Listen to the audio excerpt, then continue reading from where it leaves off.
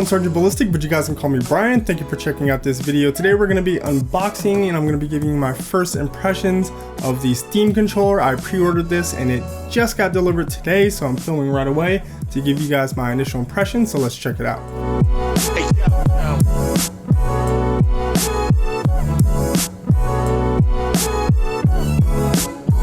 So Steam seems to have noted that a lot of PC gamers would like to be able to occasionally step away from their rigs and desk and have a little bit of fun playing their favorite titles while sitting on their couch in their living room on their big screen TV. To help with this, they've already done a few things like release their Steam Big Picture mode. They also created the Steam in-home streaming to let you play games on your main gaming machine via a laptop or HTPC. They recently started to produce some hardware as well to help with this. Steam boxes meant to run the Steam OS and replace consoles in your living room can be bought from a number of licensed vendors and integrators. They've also partnered with HTC to produce the HTC Vive, which is a VR system. And finally, they've now produced the Steam controller and Steam Link to let you play your Steam collection in your living room, sitting or slouching as the case may be on your couch on your TV. I picked up the Steam controller. As you can see, I've got pricing and availability down in the description. If you guys like me to check out the Steam Link, let me know in the comments. But getting into the unboxing experience, it's got some unique little features here and there. On the inside of the sleeve, you can actually see it's got kind of like a posterized version of the exploded internals of the controller, which is kind of unique. In the box, you of course get the Steam controller,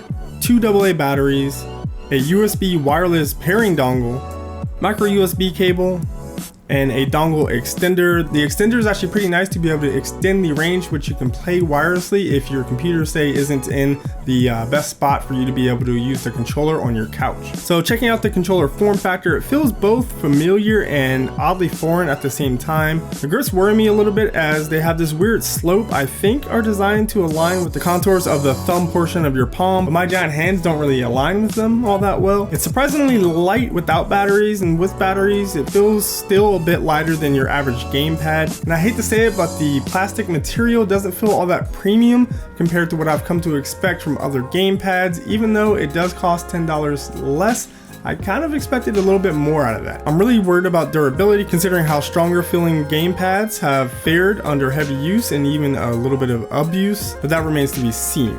So of course, one of the biggest notable features of this controller are the dual trackpads. It's changed form factor quite a few times since their initial kind of announcement of it, but this of course is the final version for this initial launch. These trackpads are supposed to allow for one-to-one absolute input. The left touchpad has some D-pad-like markings on it. The right doesn't have those, but both do have a click feature in addition to their touchpad functionality. These will actually be able to mimic a number of features from different types of input devices, such as a trackpad, trackball, mouse wheel, adaptive centering joystick, or steering wheel, and it can actually be programmed to do whatever you need to in the game. Some of the other inputs on the front include the ABXY face buttons, which we're all used to. These are on the lower right and are a bit farther down than on a typical gamepad. The layout of the controller has actually been changed over time to represent the frequency of use that they've found in their testing. On the lower left, there's a domed thumbstick. It feels a little slick at first use, I've got to say, but it also has the typical L3 or click-in functionality. Finally, moving towards the middle, you see there is the Steam Jewel button. This is used to launch Steam Big Picture mode and a number of different in-game or interface-specific tasks. And along with these, on each side of that, we have the typical back and start buttons. Moving up top, we've got the micro USB port, and then we have some kind of somewhat oversized shoulder buttons, which are pretty standard fare, but these can be actuated along the entire length of them, which is really nice. Then another interesting feature are these dual stage triggers. They are both analog and digital, which means you can use the analog portion to say ADS, then finally shoot by depressing the digital trigger.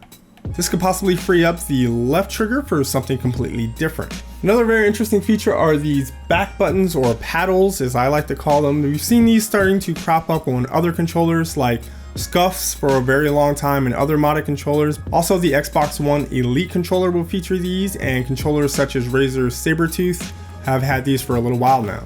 These should be great for shifting in driving games. You can also map controls that would normally require you to take your thumbs off the movement and look controls to possibly give you a competitive edge against others who are not able to do so. So this does feature some haptic feedback as well. It has dual actuators, and on first usage it comes across as very light in comparison to other gamepads. One of the interesting features of this haptic feedback is that they use it to help mimic the physical characteristics of different hardware inputs. And of course, it'll give you feedback for in-game actions. And it can also be triggered by every different type of input, so it can give you different kind of contextual information depending on what you're doing and what you're clicking.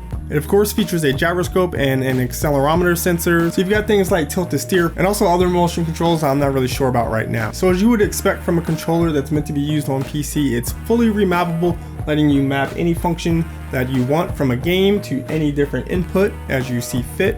Along with creating, customizing, and sharing your own controller mappings and profiles, you'll be able to download them from the Steam community, and I'm sure that the Steam team will be creating a number of them for defaults for very popular games. So taking a shot at some Rocket League, I definitely wasn't able to perform to the level I'm used to with a Xbox 360 wired controller, but over time I'm hoping I'll be able to become at least as comfortable as I am with that control pad. So looking at some of the specs, this does support both wired and wireless mode, so if you were worried about any wireless lag that may be introduced, then you can just hook it up straight by micro USB and just mitigate that completely. The wire's range is supposed to be approximately 5 meters or around 15 feet, and they've said that during their testing they've noticed about 80 hours of gameplay with the included Duracell batteries. Now in order to be able to use this, you will need a Steam machine or another capable device running Steam Big Picture mode in order to view, edit, save, and share these Steam controller mappings.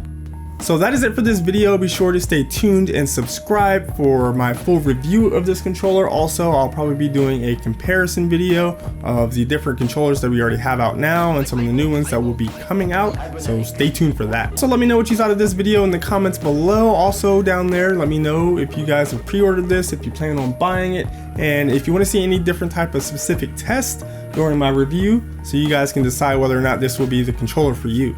So go ahead and use your input device of choice to hit that like button if you guys enjoyed this video. Also share it with your friends or anywhere you think people might enjoy it. It helps out the channel a lot in terms of growth. Be sure to follow me on your favorite social media network. I'm all over Twitter and Instagram. You guys can get little previews of what I will be reviewing next a little bit early, some behind the scenes stuff. I've also got my Amazon affiliate link in the description below. It helps out so much when you guys use that. It costs you nothing but gives me a small commission whenever you guys buy mic and Ikes or controllers or computer games or whatever you might buy on Amazon. I make sure I take any of the small amount of money I might gain from that and just buy more equipment and things to review. So thank you guys who have used that link. So that is it for this video. Thank you guys again for tuning in, and I will see you in the next video.